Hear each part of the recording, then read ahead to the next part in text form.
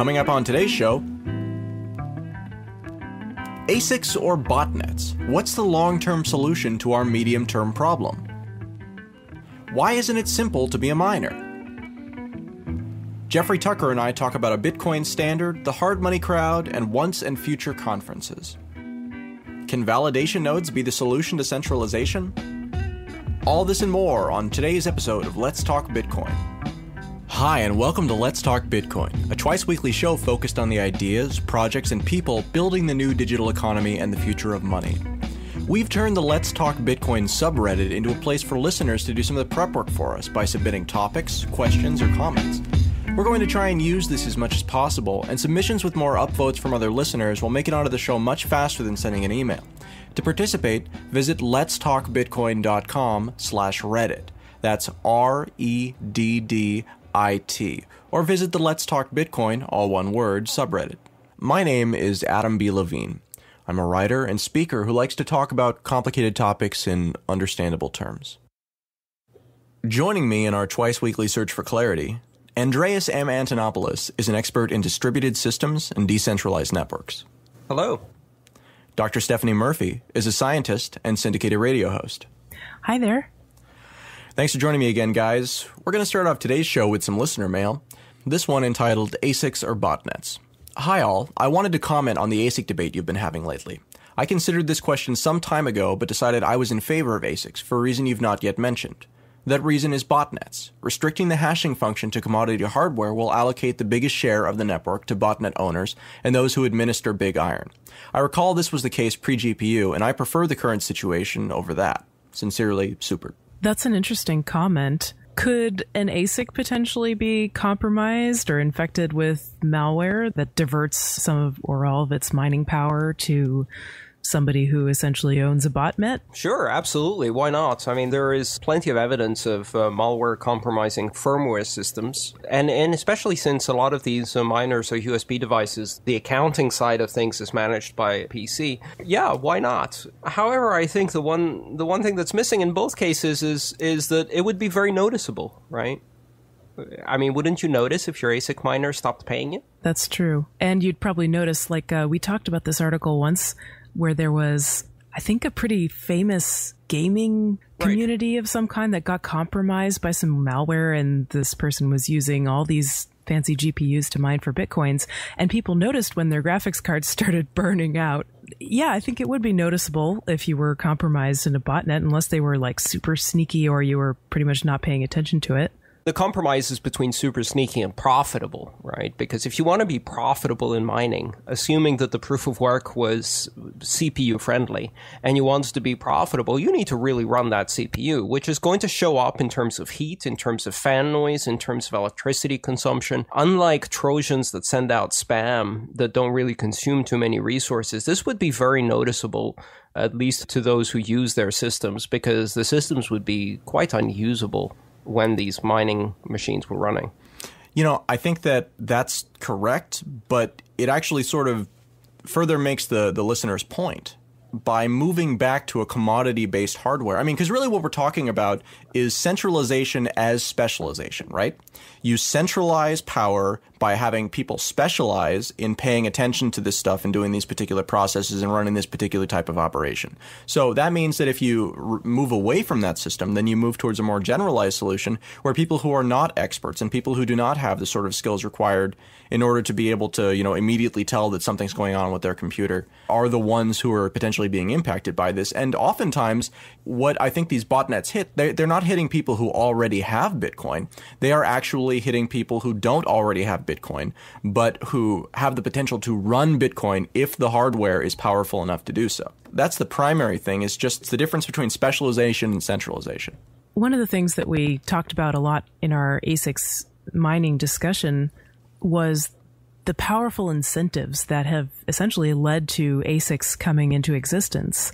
Just like there are incentives for ASICs to exist right now for somebody to find some technology that does the mining more efficiently so they can get more block rewards and they can get more Bitcoin, there would be incentives for somebody to somehow compromise ASICs if ASICs become the dominant force. So it's kind of only a matter of time. Those things just don't really exist yet because ASICs aren't super prevalent yet, but perhaps they will. I think there's a good chance that they will.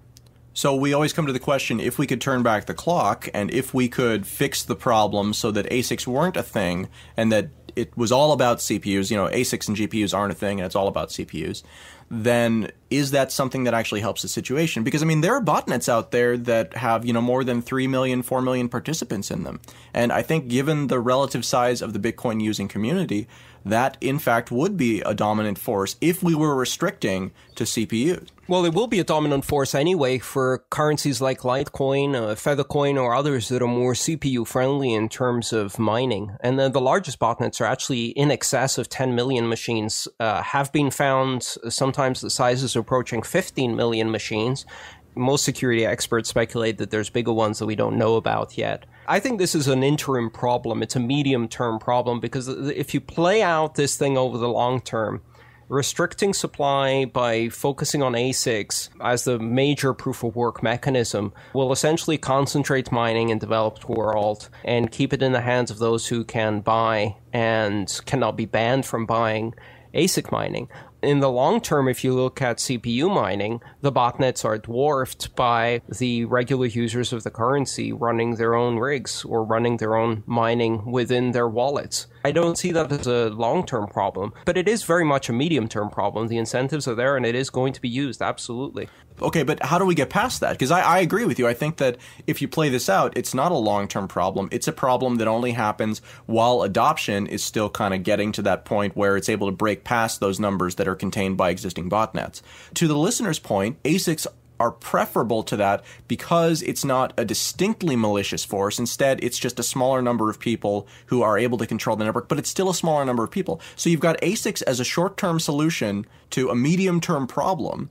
But then where do we go in the long term? Do we use ASICs up through this adoption curve, and then at some point where the using network, where the using populace outweighs the potential of botnets, then do we make a switch over to that? Or, is this even possible? You just assume the botnets will happen and embrace that rather than worry about it.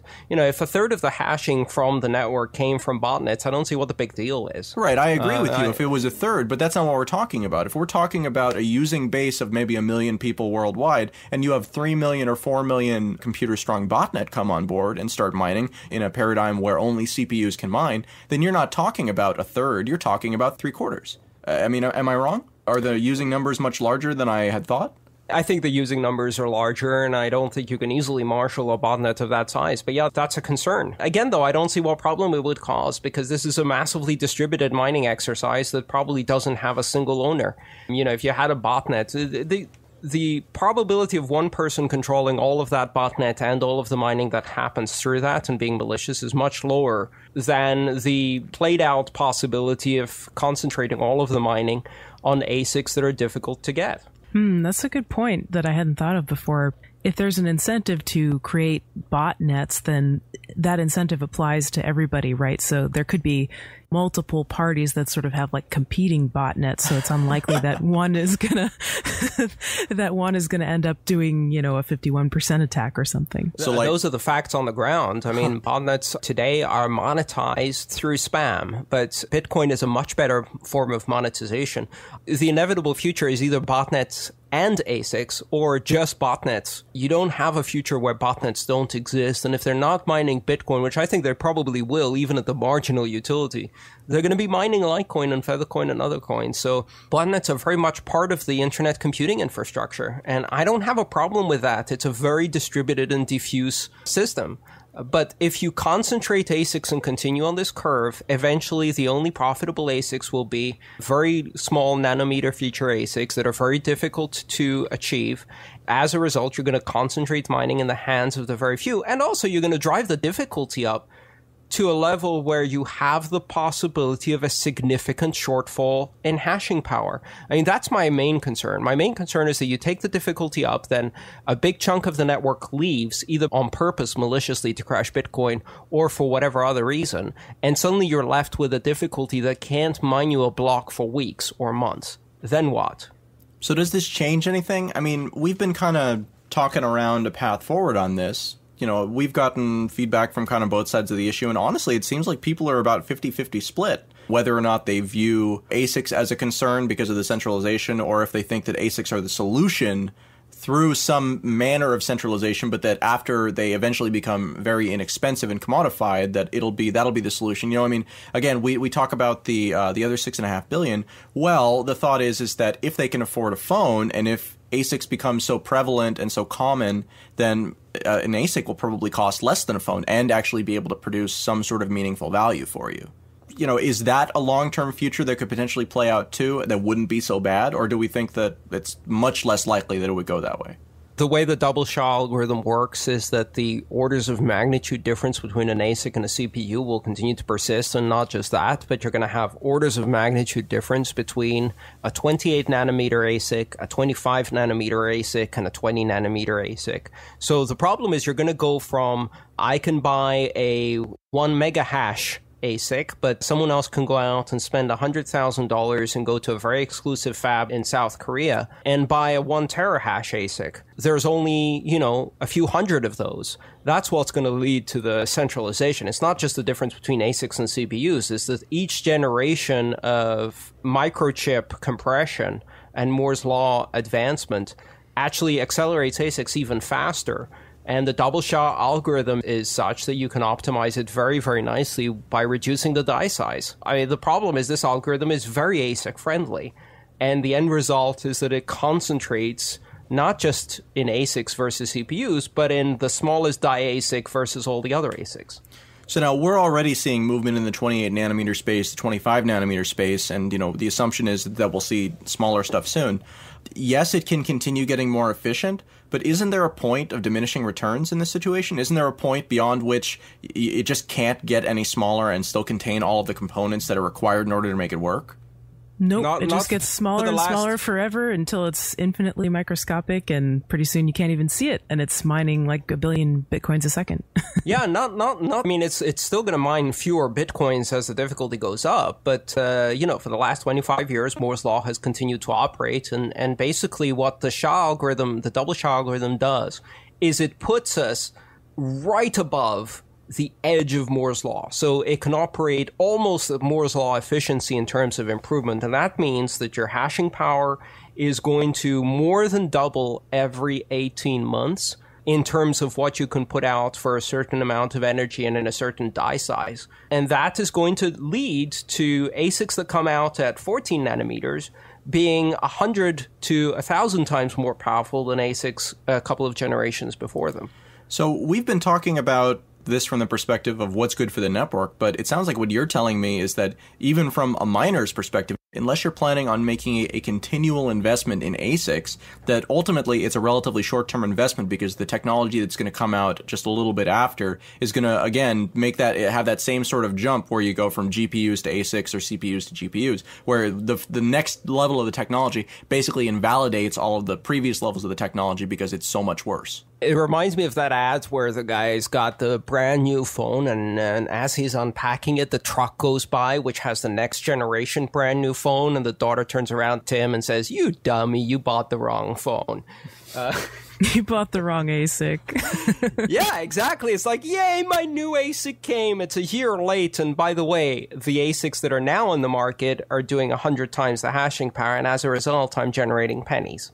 So you're always going to be chasing the next generation of ASIC, which means that the incentives will drive you to centralize on those who have access. You could have the regional disaster literally affecting Bitcoin. Just like you had during the tsunami in Japan, it massively affected memory prices for over a year, and it also affected CPU prices. So you can imagine what would happen if all of the ASICs ended up coming from 3 fabs and one of those fabs was damaged or shut down. Yeah, that's a great point. Not enough baskets, people. Not enough baskets. For anybody out there who has made an investment in ASICs or has been thinking about making an investment in ASICs, I think we'd be really interested to hear what you think about this continued progression of the technology, and if this is something, because again, when I initially looked at the Butterfly Labs ASIC technology, one of their claims was that ASIC is the pinnacle of efficiency. And so by buying this hardware, you are essentially buying your ticket for the foreseeable future into being a meaningful part of mining. And it seems like, given Moore's law progression, that simply is not the case here at all. So again, very curious to hear why people made investments in ASICs, whether or not they also felt like it was a long-term investment they were making, or if it was something where they knew that they were going to have to be upgrading on an ongoing basis in order to participate at a high level. The biggest problem in my mind is this. If the average person who adopts Bitcoin for the first time cannot mine without specialized equipment, that severely damages the adoption rate of Bitcoin. And I think the original adoption of Bitcoin progressed very rapidly because all new participants could CPU mine. And I think that is actually hurting the adoption of the currency now. And maybe a reason why you see other altcoins succeeding faster in some cases, because the average new user of Bitcoin cannot participate meaningfully in mining. And that's a bad thing for adoption. Let's Talk Bitcoin is heard each week by thousands of people who are participating in the new digital economy. Our listener base of Bitcoin owners, miners, investors, technologists, and merchants is growing fast. We offer a limited number of short advertising slots in each show to keep our listeners engaged and to provide maximum impact for our sponsors. If you'd like to talk to us about Let's Talk Bitcoin, send us an email at sponsors@letstalkbitcoin.com. If I showed you a website where you could easily purchase electronics from the world's largest distributor with Bitcoins at 0% markup, would you think it was too good to be true? Good news. It's real, and it's at bitcoinstore.com. Choose from 500,000 items, save money over Amazon and Newegg, and convert your Bitcoins to real-world items. You can even buy with privacy. All they need is a shipping address. But don't take my word for it. See for yourself at bitcoinstore.com.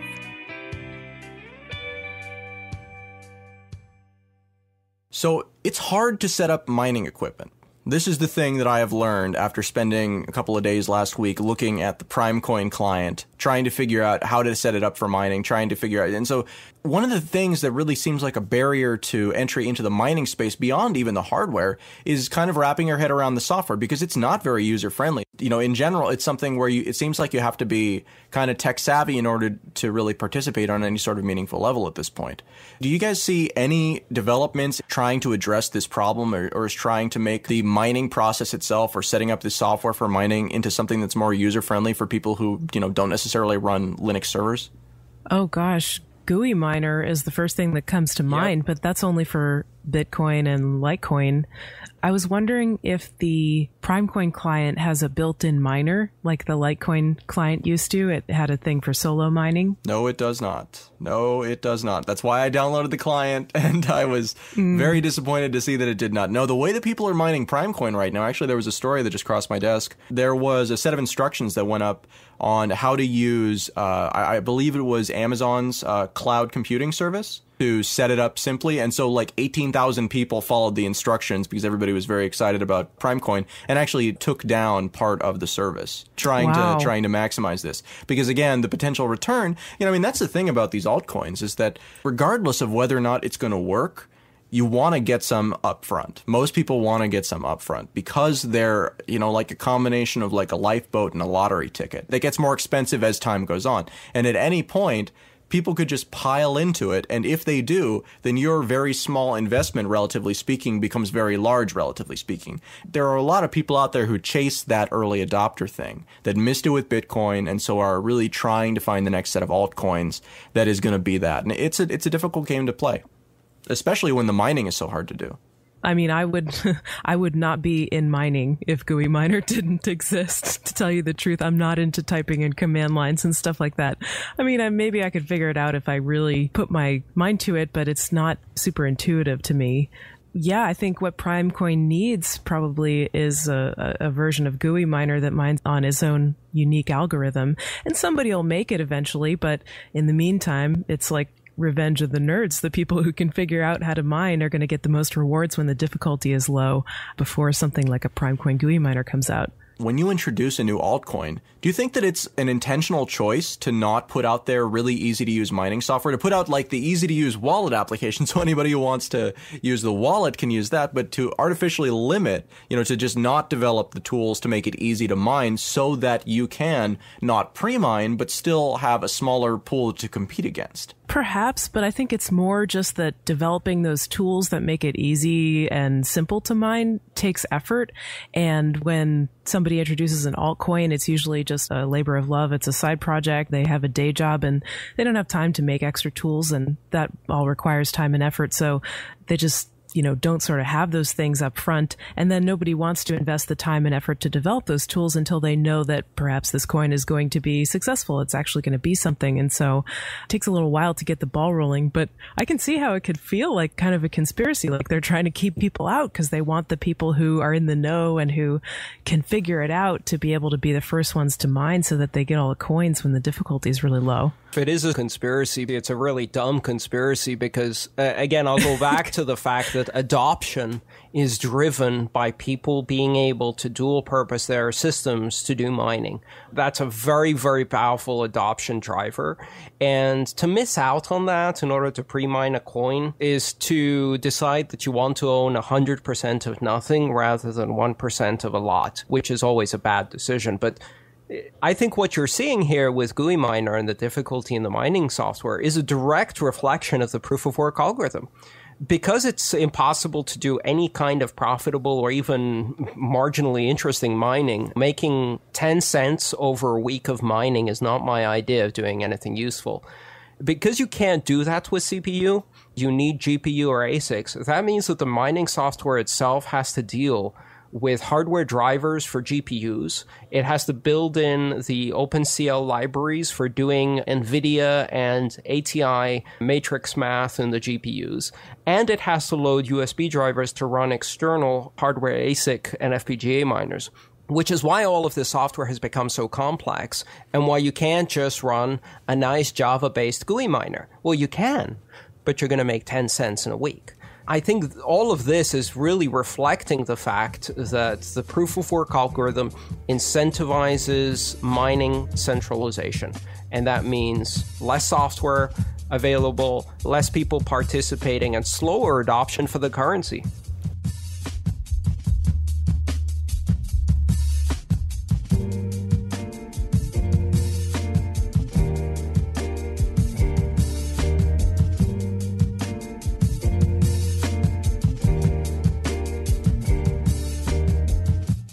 I'm really pleased to welcome Jeffrey Tucker back to the show. Jeffrey, thanks for coming on to talk to me again about Bitcoin. We had a lot of fun last time, and I think we've got some more things to talk about. Yes, well, thank you so much for having me. The first time you had me, I felt like a little bit of a noob in a way. I feel like I just discovered Bitcoin. I'm still, I was just kind of getting going on the topic, so it was kind of flattering to be invited. Now, what is it, a couple months later or something, I feel like my knowledge is vastly improved, but I think all of us are that way. We learn more every day, There's definitely a learning curve when it comes to Bitcoin, but I think there are some topics where you go from not knowing hardly anything about it to becoming so interested in it that, within a short amount of time, you know everything about it because you just throw yourself at that particular problem. And that's what happened with me, certainly. And I think that that's true of a lot of people. This happened to me the other day. There was a fellow from Colorado who's a political activist putting together some big convention on new constitutional amendments he wanted to propose, and he called me up to come speak, and I guess he had a little bit of time and I had a little bit of time, and inevitably Bitcoin comes up, right? So his first response was that he wasn't interested in it at all. He thought it was a little bit of a crazy scheme, a little too geeky for him. Been systematically avoiding the topic, really. And he said, well, now that I've got you on the phone, can you tell me what the heck this thing is? Well, I got going on it, and within a matter of minutes, I suggested that he download a wallet. I sent him some Bitcoin through the Skype QR, and it changed everything. Within the course of 3 or 4 weeks, I guess it was, he became, a writer on the topic, and he had an article the other day that had a huge circulation, and he called, Bitcoin the whole key to the country's future and the future of freedom itself. So, this all happened very quickly. And he wrote me a note and said, "Thanks so much for giving me the tutorial. I didn't know who else to ask, and I've never felt so optimistic about the future." And you probably learned some stuff from giving that tutorial too. I mean, that's what I always find when I'm talking to people, is that when you're talking to people who have no context, a lot of times it forces you to invent context, forces you to invent analogies that make sense to them that otherwise wouldn't have really been something you would have, spent time thinking about from that perspective. Yeah, that's exactly true. And this is why I never turned down an opportunity to speak about the topic. There was a group of about 15 people that were meeting for a kind of a biweekly session on public affairs in South Carolina, and they invited me to talk to them via Skype. And I did it just because I want to kind of get better at communicating, the ideas and talking. When you're talking about a new money, essentially, and a new payment system, you're talking about something that's essentially gigantic. It's going to affect every area of life, politics and finance and economics. And it's kind of difficult to approach. And everybody you talk to initially sort of incredulous in a way, So they're somewhat skeptical. They're worried about your own credibility. Who is this guy, and why is he trying to sell me on some new software? That's the initial impression. So you have to kind of get past that. So far, I've been, rather successful. I think there's a different kind of pitch for every group you talk to. And when I say pitch, I really mean explanation more than anything else. And I'm not talking about, the hoi polloi can't get this. There's a kind of ignorance that's out there in every sector of opinion. I mean, among academics, probably especially people who think they already understand monetary economics, for example, or finance. They don't know. And you have to kind of get them past also that fear of their own lack of knowledge, because some people just want to change the subject because they don't like talking about things they don't know about. This is very common, especially among, the educated classes. You have to kind of figure out ways to get them to recognize that there's things that they need to discover about this new technology.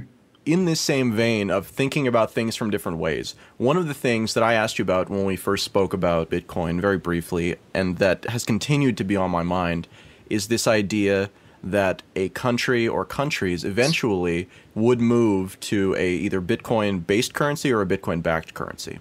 I was thinking about this the other day because, again, I was explaining it to someone who had no context of Bitcoin and was like, I think I've heard of that, but I don't really know anything about it. Let me back up for a second. The euro. The euro is a community currency. It's a currency that multiple, essentially, member countries participate in. And a country like Greece, historically, has not had a great time managing their own money. In fact, they blow it up kind of frequently, right? Yes. They joined the euro because it took the power out of their hands. And because of that, it had more credibility than a currency that they would potentially create themselves, because if they just created another one themselves, it's a little bit like Argentina or a South American country that starts over and then 10 years later, bam, you've got another problem again. So the problem with the Greece situation in the euro is that Greece threw in their lot with essentially just a larger organization that had all of the same functional problems that they did in terms of, if something goes wrong, then they're going to destroy the currency in order to try to fix the thing that's wrong.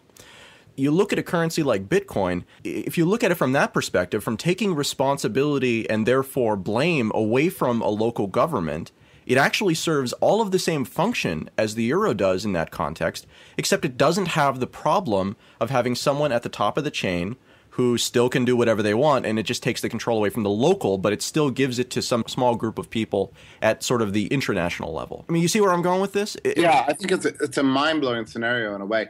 It reminds me, the way you talk about this subject, it reminds me a little bit about the way people would talk about the gold standard, say, in the 1940s and the 1950s, just in the post-war period, or even in the interwar period. There were many advocates of the gold standard who thought it was clearly the most enlightened path forward, and they urged their governments to adopt a really good version of it, not the one we ended up with at Bretton Woods, but a really classical gold standard. And there are still some people around today who talk like this, like Louis Lehrman, and there are many others who imagine that a country would gain great advantages in terms of economic stability and the division of labor and entering into a stable relationship with the global economies.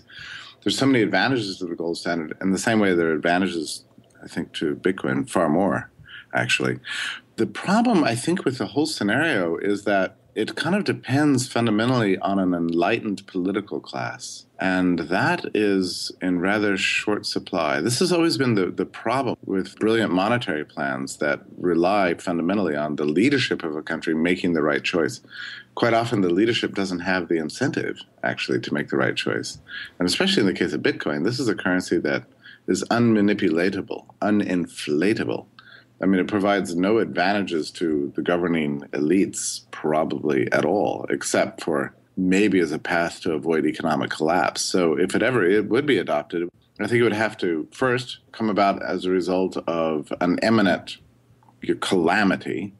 And secondly, because an enlightened political class, an enlightened statesman class took over the country and the banking system and saw the advantages of Bitcoin and implemented it. And those are kind of two strong contingencies, if you know what I mean. I look at the situation in Argentina, for example, today. Now, this is a country where all the reports indicate the widest current rate of adoption of Bitcoin in daily use. I saw it several months back. We first started seeing apartments and houses, real estate quoted in terms of Bitcoin. Everybody knows about it. Everybody's using it.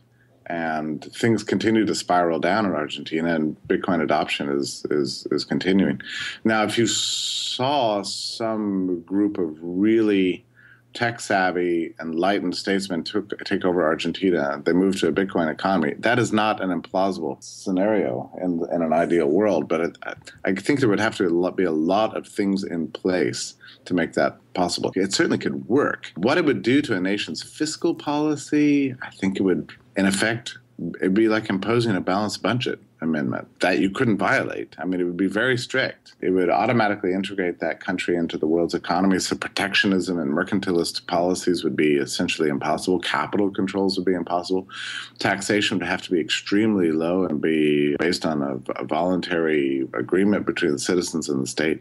It would change the relationship between the citizen and the government completely. I think that the Argentina example is an interesting one because they have so much experience with this swapping between various currencies, and they have so much experience with the government acting against so obviously their best interest, you know? So I see that example, and I think that you're right there.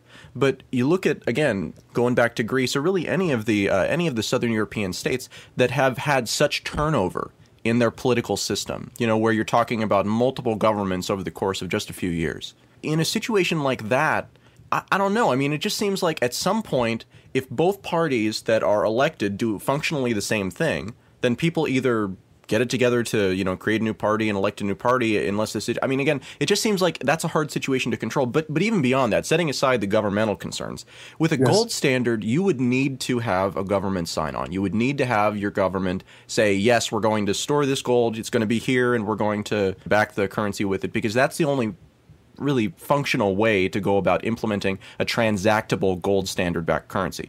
But with Bitcoin, that's not really true. Instead, you just don't bother backing the currency. And as the citizen, you just start using Bitcoins as what they are. So just as the euro is like this escape mechanism for countries who have been irresponsible in the past, so is Bitcoin and any cryptocurrency really to a citizen of any country that has been irresponsible in the past by simply allowing them to opt out of the local system and opt into the global system. Yes, and then you develop parallel standards, right? You'd have the official business transacted within the national currency, and then all the rest of the economic life of the nation conducted within Bitcoin. That's not entirely implausible. It sounds a little crazy to Americans just because we're not used to dealing with multiple currencies, but I can see that happening. So you're suggesting a sort of de facto Bitcoin standard emerges out of people's readiness and willingness to regard Bitcoin as a superior system, and it comes about spontaneously. I mean, it literally is an opt-in system.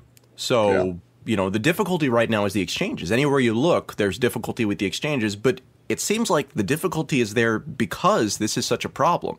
Because lacking difficulty there, this is pulling the plug out of the tub, you know? I mean, you just can't stop it once it starts. And especially with this whole trust thing that's going on right now, where even at this current state where all this stuff is happening and all these companies are being built, it's still happening in an environment where nobody knows what the rules are going to be. And so it's happening despite the rules rather than being enabled by the rules. It's true. And, you know, since we last talked, I've had the growing realization that it might already be the case that Bitcoin has emerged as one of, if not the premier global safe haven asset.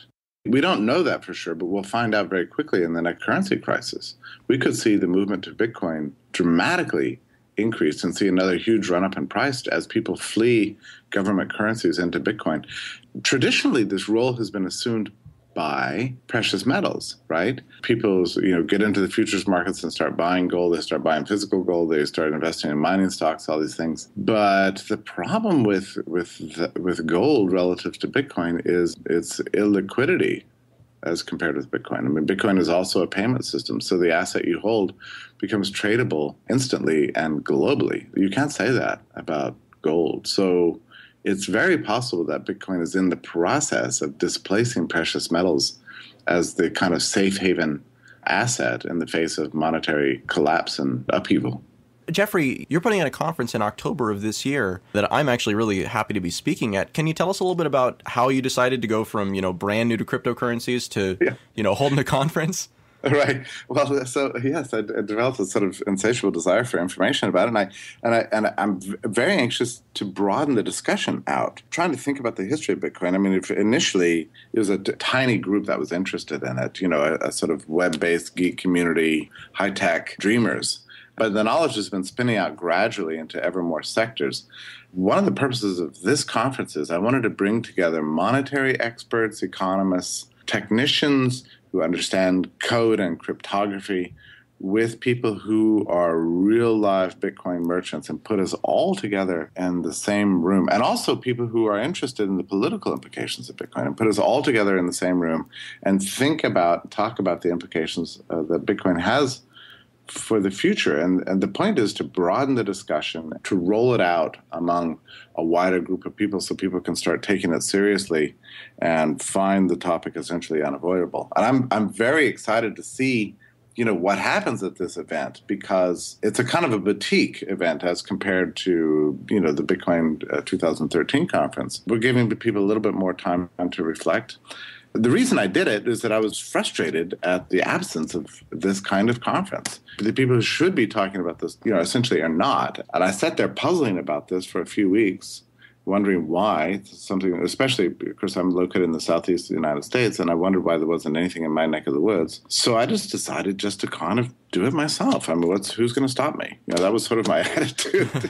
So, I kind of imagined its existence and talked to you and a few other people, and we all kind of thought, well, why not? We got the URL, we've got the hotel reserved, and we're just going to put it together. It's kind of an act of faith, as any act of entrepreneurship is. That was the basis for it. I felt like there was missing discussion, and there's a lot of people wanting to get together and talk about it. And I'm excited to put together these very interesting group of speakers, all with various levels and differences of their kind of expertise. I've got Stefan Kinsella, who's an attorney who knows all about the history and meaning of legal tender laws, and is going to be giving a paper on that in light of Bitcoin. And we've got BitPay in Atlanta. Both Stephen Pear and Tony Gallipi, the top two people at BitPay, are giving papers and discussions. They can share their knowledge. I mean, academics need to talk to merchants. Merchants need to talk to the academics. The code technicians need to get the perspective of the lawyers and vice versa. So the idea is to bring all these people together in one place so we can learn from each other, and so that people who are curious about the whole topic can discover it either for the first time or just upgrade their knowledge. That's the idea of it. The whole topic is immense. It's gigantic, and I'm convinced Bitcoin represents a kind of hinge of history. I'm imagining our children, our grandchildren, are going to be wondering, what were we doing in 2013 when Bitcoin just became kind of part of the public discussion? Were you part of it? Do you remember what was it like back then? So I want to be part of that discussion, and I want to be, responsible for advancing that discussion and making it more of a mainstream part of public affairs. So, you come from the hard money community, and that's an area where when I talk to people who really believe strongly in things like, in bringing back a gold standard, a lot of times they have a lot of problem with Bitcoin or with cryptocurrency concepts in general because it's not a tangible thing. So, I mean, do you think that this is just a knowledge gap primarily, and that once you actually have the opportunity to sit down and explain to them how, yes, it's not actually something you can hold in your hand, but it's almost better than that because it's something that, you know, that lives all of these places on the internet, and it's an ownership-based system in much the same way that gold is? I mean, like, is that the path forward for getting to people who should be aligned with this and should be really, really interested, but for whatever reason aren't? To answer your question, let me just back up real quickly here. I was at a conference called Freedom Fest 2 weeks ago. This is an event held in Las Vegas, and it attracted about 2,500 people. It's a kind of hard money community. That's its roots, but it's kind of an ideological conference for a whole wide variety of people who are interested in the topic of human liberty, and in particular, hard money, gold, and human freedom itself. And, you know, at any one time, there are 12 different panels going on and that sort of thing. We held a special session on Bitcoin with 4 speakers. I was intrigued. We packed the room. I mean, there was absolute standing room only. And I asked how many people in the room actually owned Bitcoin, and 2 or 3 hands went up, you know, out of, I don't know how many people were there. Maybe there were 200 people there. Probably 2 or 3 hands went up, you know. So I realized we had a real knowledge gap here. I had a sense that people were really taking in every bit of information and trying to make sense of it. And then at the question and answer period, you know, it was almost a kind of a frenzy, not of opposition, but of just intense curiosity. People have a hard time kind of wrapping their brains around it. And it's not just about Bitcoin. I would say in general, you know, we're 20, 25 years into what I would call the digital age, you know, where this super speedy migration to the cloud has taken over global economic life. And people are still trying to get used to it. You know, what is the meaning of it? Is something like Facebook really valuable? What is YouTube, and what does it matter, and what's its place in our life? Is email really real, and how much has it changed us? What does it mean that we're all hanging around on our smartphones all the time? These are times of enormous upheaval, and people are very confused. I think there's an older generation that worries that this is all just kind of nonsense and actually dangerous, you know? In the same way that maybe 100 years ago, people were concerned that the machine age was going too far. There were people that were plowing their lands still with horses that were concerned about upgrading to these new tractors. What if we run out of gas? You know, how am I going to get it repaired if it falters? Can't you really ultimately rely on a horse in a way you can't rely on petrol? This was the view back then too. You know, so every age has its technological upgrades and also skeptics. Oh, I should also mention, too, that evening, the John Stossel show, which is a show that's on Fox television, was being held at Freedom Fest, and Stossel invited me on the show. So there I was suddenly in front of 2,500 people speaking, and Stossel specifically asked me on the show whether or not Bitcoin was a sound currency, a viable alternative to government paper money. And, you know, you can imagine I had about at most 30 seconds to make my case, you know? So I made it in the strongest possible way. And Stossel asked the audience, how many of you own Bitcoin? And I think maybe a dozen hands went up among 2,500 people. Right. I mean, it was extraordinary. This is a hard money crowd. So, you know, we've yet to really penetrate this area at all. And as you say, these people would naturally, you'd think, be our allies. So I made, I think, some real inroads that night, and at least legitimizing the thinking about the topic of Bitcoin and drawing attention to its existence as a viable alternative. Now, I hadn't seen the clip, but people who have say that as I was speaking, the camera was panning the audience and showing people's faces, and that people were just thoroughly confused. They had a look of just extreme puzzlement, you know, right. Not smiles, not enthusiasm, but just confusion. You know, it might have been my fault, but, you know, I think Bitcoin just startles people. And as you say, their top objection is exactly what you just mentioned, this sort of inchoate sense that Bitcoin isn't real, you know, that it can't actually be safe haven or anything that can be depended upon for the long term.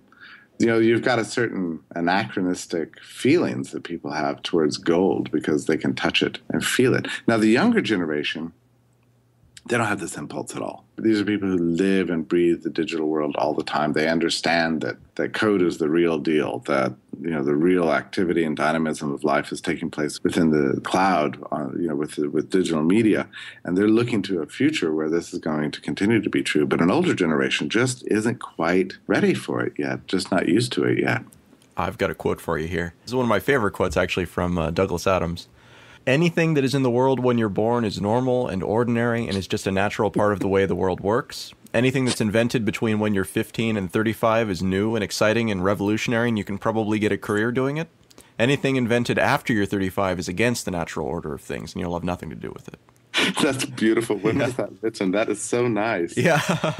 No, it's that really seems to be the case. There are certainly outliers in this. It's not, I speak to people who are 70, 80 years old and who get it after a reasonably short amount of time and can appreciate why it's something that's important. But then, I try to talk to, someone like my grandfather who's very traditional, and, his response to stories like this, to telling him about things like Bitcoin, is to say, I remember in the 50s when a friend of mine started selling sandwiches to vineyard workers, and, then in a year he was able to buy a house, and then in a year from that he was able to buy a larger business, all resulting from this. It's hard to explain to people who have that base of experience that it's just not like that anymore. That that's an impossible scenario that I can't even envision happening in my wildest dreams for anyone I know. Right. The way I see it is this, that the most important learning step that anybody could take with Bitcoin is to become an owner. And until that happens, it's always going to be an abstraction. You talk to a lot of people about this subject, and you have, just as I have, learned to detect the difference between people who have owned and played with, bought and sold and traded Bitcoin, and those who are just kind of abstractly curious about the topic. You can almost always tell, where a person is on that range of opinion based on whether they're real owners. So owning Bitcoin is the most important first step. And I would also suggest this. Those of us who kind of write about this topic a lot and think about this topic a lot can continue to maintain a sort of an enlightened enthusiasm for it just simply by using it. There's no time when I don't use Bitcoin when I don't get just a fundamental kick out of it. I always have this physical feeling, like my heart races.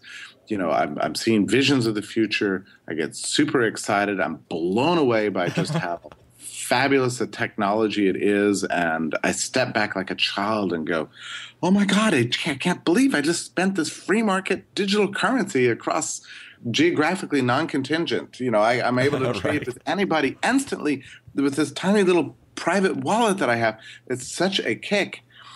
So if you do that several times a week, you can maintain, I would say, intense curiosity and enthusiasm for it, but also you keep focused on reality. I mean, Bitcoin is a reality. It's a what I would call a physical reality in a digital world.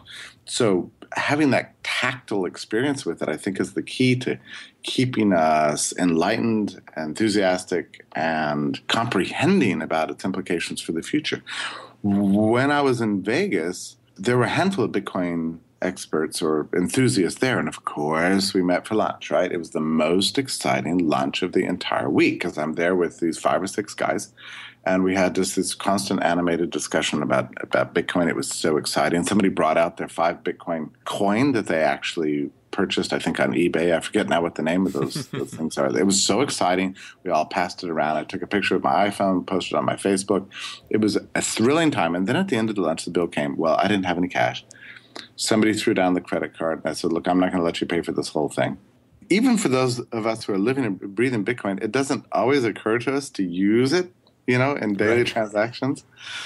So I just suggested, wow, hey, why don't I just pay you in Bitcoin? And he said, what a great idea. So he took out a smartphone. I scanned his QR and shot it to him, and it just dinged his phone.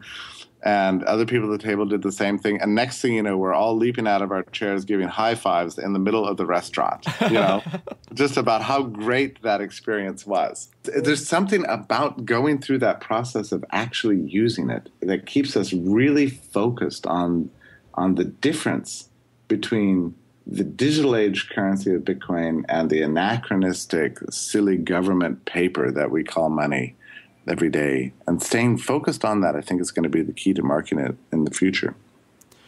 So we're pretty much out of time here. Jeffrey, if someone's interested in your writing or if someone is interested in attending the conference in October, what are the URLs that they should visit? Yes, well, you can just go to cryptocurrencycon.com. And I think Google's been pretty friendly towards that URL. So you could probably just look up Cryptocurrency Conference Atlanta, and then you'll find yourself on our website. And it's a really simple and cool website. It gives all sorts of information about the speakers and the sponsors and how to get your tickets, which you can buy with Bitcoin. The date, again, is October 5th. The place is Atlanta. We're at a really wonderful venue called The 12 right there in Atlanta. I can't wait for it, so hope to see everyone there. Well, I'll be there, and I'm looking forward to seeing you there as well, Jeffrey. Jeffrey, thanks again for talking with us on Let's Talk Bitcoin. I look forward to speaking with you again. This interview went so fast. I hope to visit with you again too, Adam. Thank you.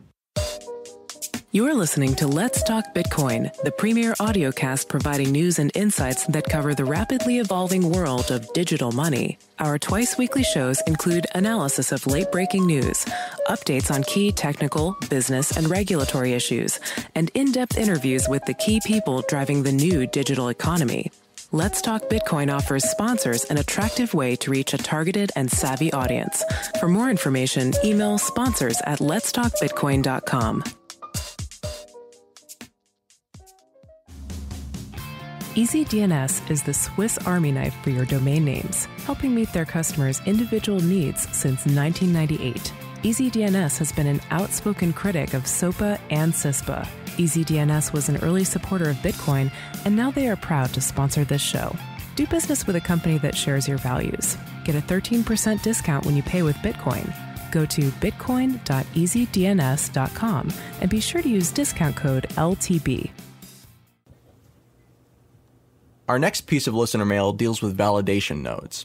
Quote, to deal with a potential centralization issue stemming from Bitcoin miner specialization, what would happen if the Bitcoin protocol were modified to allow for a new type of validation node that wouldn't mine any new Bitcoins but simply validate transactions? Perhaps they could be paid a transaction fee to compensate them, or if it's not very resource intensive to run, many good Samaritans would be willing to become validation nodes for the sake of the Bitcoin network. The idea here is that Bitcoin mining nodes perform a mining transaction, and they also do the validation by themselves. So what if instead we had another class of participants that are helping with the infrastructure but don't actually have to perform that task of mining? And because it's relatively inexpensive from a computational standpoint, it would allow CPUs and lower in power units with regards to the mining process to still participate in the network in a way that compensated them and strengthened the overall network. Andreas, do you think that this could work? No. Any more elaboration than that, or just flatly no? The main difficulty with this concept is that the reason mining has become centralized is because of the increasing difficulty, but the increasing difficulty is also an increasing guarantee of security. At the moment, I trust the validation of transactions for two reasons. One is that I know that about 100 terahashes of hashing power have gone into validating the block that I see on the network. And that includes all of the transactions in it. So every transaction inherits the 100 terahash guarantee, if you like, of security. If you create a parallel network, I would see that the 25 new Bitcoins that were awarded in the new block are in fact backed by the 100 terahash guarantee. But the transactions are not. They're backed by some lower difficulty guarantee. So you're disconnecting the incentive to secure transactions and prevent double spend from the main source of reward. And that would just weaken the security of validation. You can't really interest people in securing the validation of transactions without the right incentives. And if all of the incentives are in minting new coins, because that's the proof of work algorithm, then why would anyone do this? And I'd be really worried about the ones who do decide to do this. You said the greater hashing power secures the network. And I used to believe that. But looking at the way that the system works, I actually am not so sure about that assumption anymore. It kind of seems like because the system continues to normalize, right? You know, every 2,048 blocks, I believe it is, every roughly 2 weeks, the system resets the difficulty. And that reset of the difficulty, whatever the goal should be, becomes normalized to the amount of power that's actually in the network. So beyond the certain point, there is a minimum amount that's required to be in the network in order for it to function properly, in order for it to be timely and things like that. But past that kind of minimal amount, does that number actually matter, or does it only matter in relation to how fast people can generate it, how much individually people can generate? So like if right now you can get a unit that does 1 terahash and everybody can get that unit, is that network safer than one where the maximum hashing power that any individual can have is 100 megahash? It's only more secure because no one else can get 100 terahash and bring that up without notice. Right. So isn't that all about the rules? I mean, that's what I guess I'm trying to ask. No, it's not about the rules. It's about tying the difficulty. So the way the network works is that no matter what the difficulty is, a block takes about 10 minutes to find, right? Right. So it will adjust the difficulty so that it always takes 10 minutes, no matter how much hashing power there is. But the more hashing power there is in the network, the harder it is to find that much hashing power outside the network, bring it into the network, and take over the network, or tip the network into unsolvability. So that's the advantage of having 100 terahash network, is that there isn't an easily found another 100 terahash to tip the network into unsolvability or to take over the network. But again, when I say isn't that about the rules, what I mean is, isn't that because ASICs exist? Isn't that because GPUs exist? If these things did not exist and the fastest that was possible with any technology was CPU level stuff, would that network be inherently less secure, or is it only less secure if somebody else can come up with a faster way to do it? It's only less secure if somebody else can come up with a faster way to do it. So if the network was maximizing, through the proof of work, was maximizing the contribution of all of the participants, and you had 1 million people with CPUs mining, that would be a more secure network than having a network with 1,000 people ASIC mining. And so that's true even if the actual amount of power on a numerical basis is lower, because it's not about the number itself, it's about the relative distribution of it. Right, exactly, absolutely. The danger with having 100 miners on ASICs or 5 mining pools on ASICs is that when one of those leaves, you lost 20% of your hashing power, and depending on the difficulty, that could be insurmountable with the current pool of available hardware. Even if a big chunk of your 1 million miners, CPU miners, leave, it's not going to have a noticeable impact on the difficulty of the network. It's going to be a marginal impact. That's the problem. My nightmare scenarios, I've said before, is you get a difficulty that's insurmountable. You basically turn the Bitcoin network into an unsolvable network, because one of the main weaknesses is that difficulty is calculated after a certain number of blocks, but the time it takes to find the block depends on difficulty. That's a catch-22. If you end up with more difficulty than you can deliver in terms of hashing power on the network, it may be that the network will reset after 2,106 blocks. But if it takes a month to mine a block, that's after 2,106 months, at which point Bitcoin died. And during that time, no transactions can happen on the network at all because nothing is being processed. Right. It freezes the entire network. The problem with ASICs is that could happen as easily as dropping 10% of the ASIC power in the network. At the levels of difficulty we are now, there is no amount of CPU or GPU power that could be brought online to do it. You'd need to bring other ASICs online, and because of the restricted nature of supply in that space, that would be a problem. So it's both concentrated, but it's also very strictly limited supply, which means there are no alternatives. It seems like people don't really understand that. Everybody's like, yeah, the bigger the number is, the more secure the network is. But it matters how you're able to derive it much more than the actual number. It also matters, what percentage of liquid available computing power does that represent? If at any point in time you could find 10x the hashing power in spare computing around and bring it online, that will introduce, I guess the way to look at it is volatility in the difficulty, right? Right. It's basically a sudden increase in difficulty or a sudden drop in difficulty because too big a percentage of your network exits or enters at the same time. Right, and exactly. If you have that more smoothly distributed, it's like having more liquidity in the difficulty pool. If a few entrants leave and join, you have a much smoother transition. Are you guys familiar with TerraCoin, an altcoin? They have built into their algorithm a difficulty adjustment like very frequently. It's like once an hour, I think. And they were having big problems a couple months ago because the difficulty was swinging wildly as people started mining and then stopped mining.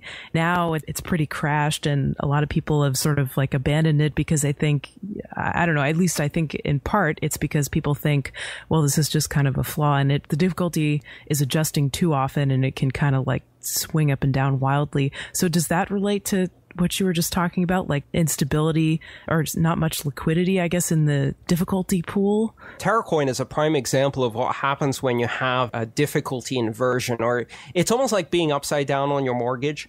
You know, basically the difficulty of the network has exceeded by a fairly robust percentage the actual available hashing power on the network. And because you can't create a new block, you can't expect a recalculation of the difficulty.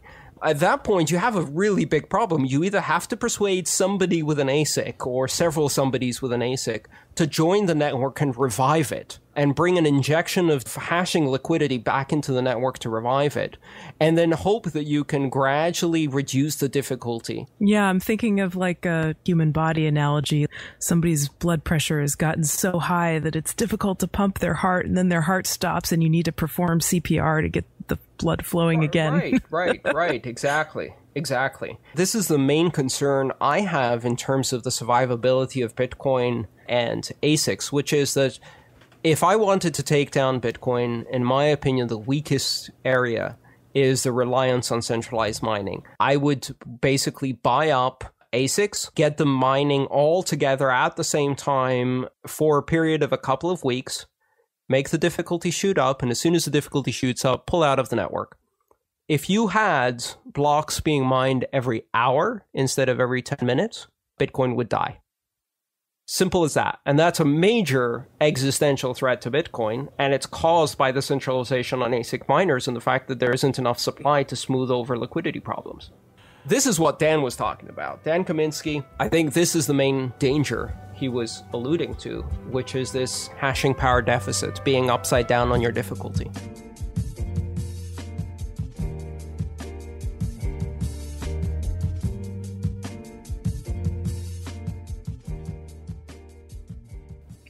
We received a listener email from Satoshi Nakamoto, guys. Well, it's not really from Satoshi Nakamoto, at least I'm guessing it's not, because he probably wouldn't need to worry about this question. I don't wish to buy any Bitcoins. I'd like to do some online work and get paid in Bitcoins, for example, translation, writing documentation, programming, selling pictures, offering a live performance with my music. How do I do it? Sincerely yours, Satoshi Nakamoto.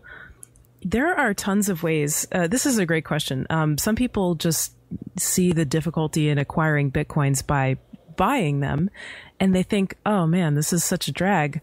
There's got to be an easier way to acquire Bitcoin. So why don't I just maybe trade my labor for them? And there's tons of ways that you can do that. And actually, there's a growing network of people who are doing so and have Bitcoin jobs that they're getting paid for in Bitcoin. In a very broad sense, the more people know about Bitcoin and the more people have Bitcoin and use Bitcoin, the easier it is going to be, the bigger the Bitcoin economy is going to be, and the easier it's going to be to find work that pays in Bitcoin. So one of the things that you can do if you want to work for Bitcoin is be a Bitcoin evangelist and tell everybody you know about Bitcoin, get them excited about it and get them using it, because that will just broaden the Bitcoin economy and the amount of people who will want to pay for your services in Bitcoin. One way of working for Bitcoin is actually by mining. To do that, you need an initial investment in some mining hardware or equipment. You don't have to mine Bitcoin. You can mine Litecoin or some other coin, and you can exchange it for Bitcoin, or you can keep it in that coin. And as long as you know how to put together basically a computer, or you have the money perhaps to buy an ASIC, assuming that they actually ship, that is one way of trading your labor, or I guess the labor that you outsource to a computer plus your electricity bills. Another way, I've seen a lot of people on the Bitcoin forums, especially if they're frequent posters and they have somewhat of a reputation, I've seen a lot of people get jobs that way. So they'll post, this is what I do, and these are my rates in Bitcoin. Does anybody need this service? And yeah, maybe that's a little bit spammy, but sometimes people genuinely are looking for some kind of service like that. For instance, translation, programming. Oh my gosh, there's probably tons of people who want to hire programmers for Bitcoin on the Bitcoin forums. And they might have even posted something about, hey, I'm looking for a programmer that I want to pay in Bitcoin. So you can definitely find work there. There are also some websites. One of them is coind.net. So there's a website called coind.net. What they say is it's a community of creative professionals with a passion for Bitcoin. The tagline below that, our members are highly qualified and like to get paid in Bitcoins. We connect them with clients who like to pay in Bitcoins. There are both job offers, and then you can apply as a member and you can post your ads. They have all kinds of stuff on there, like designers, programmers, developers, probably translators and all kinds of stuff. So I would recommend that. It's coind.net. I actually think I got an email from the person who's behind Coind at one point, encouraging me to post an ad about my voiceover services on that website. So I've been working on my voiceover website, but I still intend to do that. Yeah, so there's tons of ways to work for Bitcoin. Even maybe Craigslist would be a good idea. I guess if you maybe search for the keyword Bitcoin, or if you post an ad with what you want to do and how you want to get paid, you could probably find some people that way. Another way to make connections to work in Bitcoin is through local Bitcoin meetups. And so if you have a Bitcoin community in your area, or if you have a meetup group that you attend, I think it's safe to say there'll be people there who might need some of those services, might be willing to hire you, and might have the Bitcoins to do it. Another way is Twitter.